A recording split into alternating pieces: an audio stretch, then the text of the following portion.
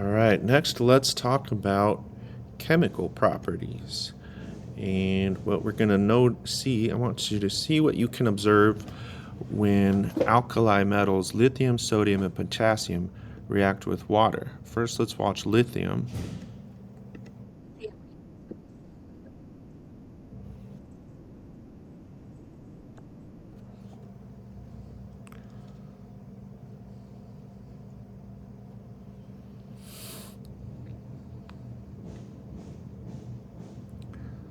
We're going to do this reaction in class a little bit later on.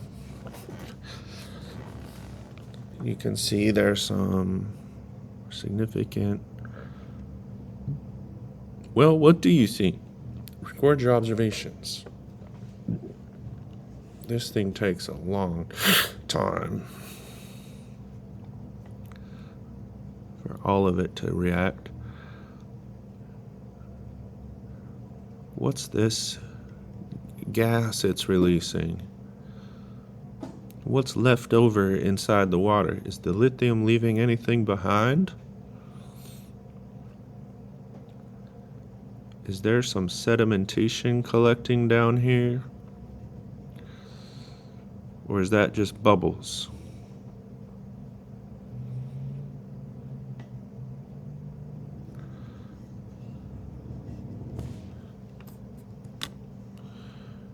That's going to take another 30 seconds. Let's skip ahead. Skip ahead. Still going. Finally get to the end. Okay, now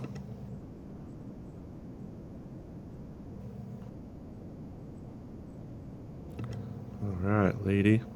Now let's watch sodium, what happens. This one we cannot do in class because I don't have the pure sodium metal. But what the hey? Ooh, nice. Very vigorous reaction. It burst into flame when you put it in water. How can you explain that? Why would something catch on fire when you put it in water? Seems kind of counterintuitive. Leaving behind a lot of vapor. Is there any sedimentation left over? Is there like any powdery junk left in the water? Okay, next, potassium.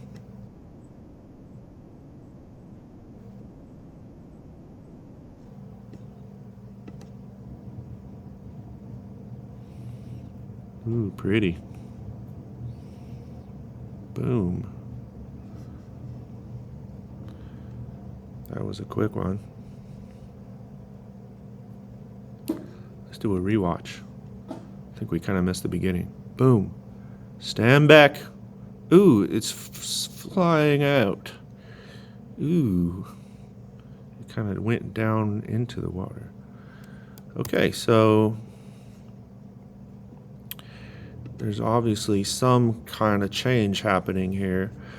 Chemical properties are only observed when one attempts to change the identity of a substance.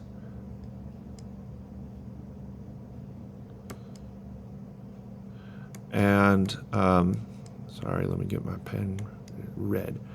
They cannot be determined simply by observing a substance, as physical properties can. Rather, a change or lack of change must be observed.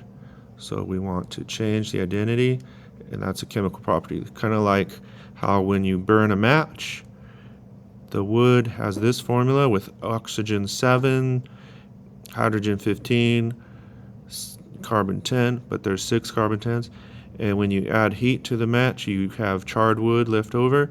You see we released a lot of the oxygen as a gas. So we changed some of what was in the wood, got changed into a gas. And what we have left over is charred pieces of wood. It's a chemical change. Which observation is chemical or physical? We're going to say circle the P for physical, circle the C for chemical. So let's find out. When a piece of sodium metal is placed in a test tube with water, you get a lot of fizzes and bubbles, and there's a gas. You guessed it, that's a chemical change. Ding, ding, ding, ding. When table salt is added to water in a test tube, the table salt dissolves. Ooh. What does that mean when the table salt dissolves? This one we're going to say that's a physical change, because even though it dissolved, it looked like it changed identity. What's actually in the water is still table salt, but it's just floating around in the water. It's no longer like big enough crystals to see it, but it's there. When water is placed in the freezer at 0 degrees Celsius, it becomes ice. Physical or chemical? Water in a freezer becoming ice is a change of state. That's physical. We could see how easily water freezes without changing it. It'll still be water. Let me close my little window. Up. Okay. When iron bicycle left outside, it's exposed to moist air and it got rusty. I know that happened to me. Remember, so that iron changed into rust. So that's a chemical property. Good.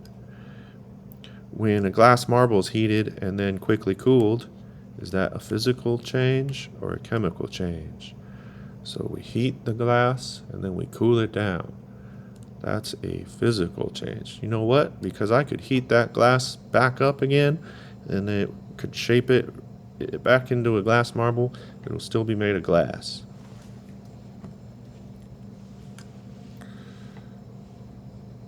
Skip skidoo.